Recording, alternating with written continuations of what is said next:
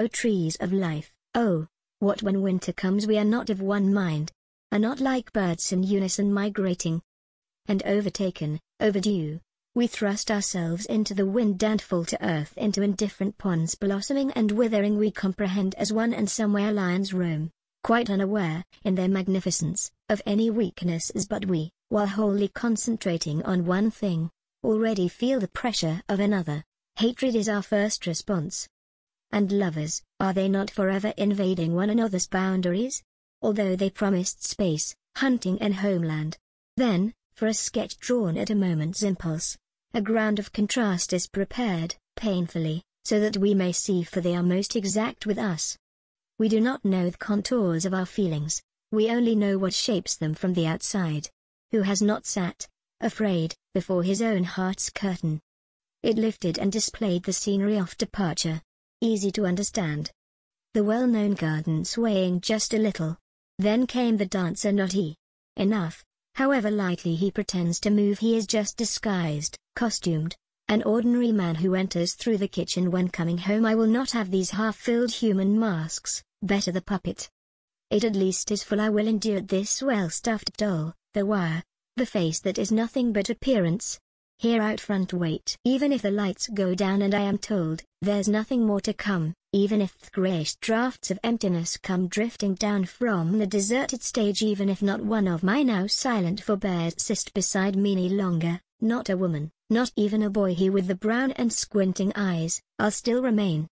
For one can always watch. Am I not right? You, to whom life would taste so bitter, Father, after you, for my sake slipped of mine, that first muddy infusion of my necessity. You kept on tasting, Father, as I kept on growing, troubled by the aftertaste of my so strange a future, as you kept searching me unfocused gaze, you who, so often since you died, have been afraid for my well-being, within my deepest hope, relinquishing that calmness, the realms of equanimity such as the dead possess for my so small fate. Am I not right? And you, my parents, am I not right? You who loved me for that small beginning of my love for you, from which I always shyly turned away, because earthy distance in your features grew, changed, even while I loved it, into cosmic space where you no longer were, and when I feel inclined to wait before the puppet stage, no, rather to stare at it so intensely that in the into counterbalance my searching gaze, an angel is to come as an actor, and begin manipulating the lifeless bodies of the puppets to perform angel and puppet. Now at last there is a play. Then what we separate can come together by ivory presence. And only then the entire cycle of our own life seasons is revealed and set in motion above, beyond us. The angel plays.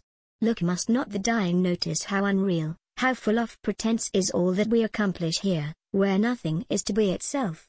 O hours of childhood, when behind each shape more that the past lay hidden, when that which lay before us was not the future. We grew, of course, and sometimes were impatient in growing up, half for the sake of pleasing those with nothing left but their own grown-upness. Yet, when alone, we entertained ourselves with what alone endures. We would stand there in the infinite space that spans the world and toys, upon a place, which from the first beginning had been prepared to serve a pure event, who shows a child just as it stands, who places him within his constellation, with the measuring rod of distance in his hand, who makes his death from grey bread that grows hard, or leaves it there inside his rounded mouth, jagged as the core of a sweet apple.